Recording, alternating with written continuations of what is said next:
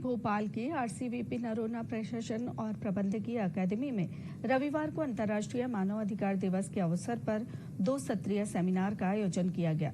Seminar का विषय कैदियों के स्वास्थ्य एवं सुरक्षा के अधिकारों पर केंद्रित था।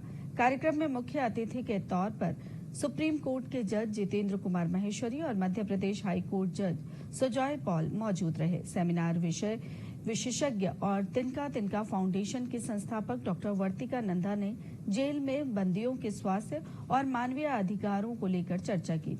2 सत्रों में विभाजित इस सेमिनार में स्वास्थ्य और चिकित्सा शिक्षा जैसे कई अहम विषयों पर सार्थक बहस की गई। शुरुआत की। अब जो बंदी हैं वो उसके जरिए अपनी बात को कह पाते हैं, कभी संगीत के जरिए, कभी लिखने के जरिए, कुछ उनकी क्रिएटिविटी सामने आती है। इसी तरह जेल के अंदर बहुत सारी और थेरेपीज हो सकती हैं, colour therapy, art therapy, music therapy.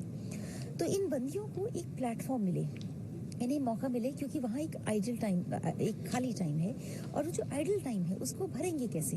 समय का जो एम्प्टी टाइम है उसको भरने का एक बहुत बड़ा जरिया हो सकता है किसी की भी तरह का एक आर्ट फॉर्म या फिर कम्युनिकेशन।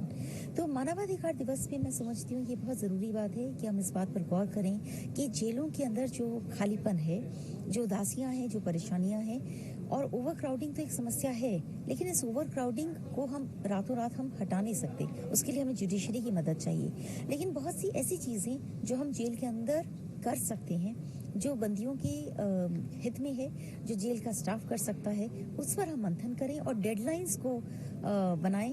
बंदियों के स्वास्थ्य एवं सुरक्षा का अधिकार, मानव अधिकार, जिसका पहला सत्र अभी भी उद्घाटन सत्र पूर्ण हुआ है, और जिसमें जो भी विशेष अतिथि, मुख्य अतिथि महोदय थे हमारे साथ में, उन्होंने अपने अपने विचार रखे और एक प्रेरक के रूप में एक हमारे सामने जो टेक्निकल सेशन होगा उसके सभी हितधारकों को एक दिशा दी है कि आप इस और बात करते हुए अगले सत्र में पूरे शाम तक जो भी हैं उसमें विचार कीजिए।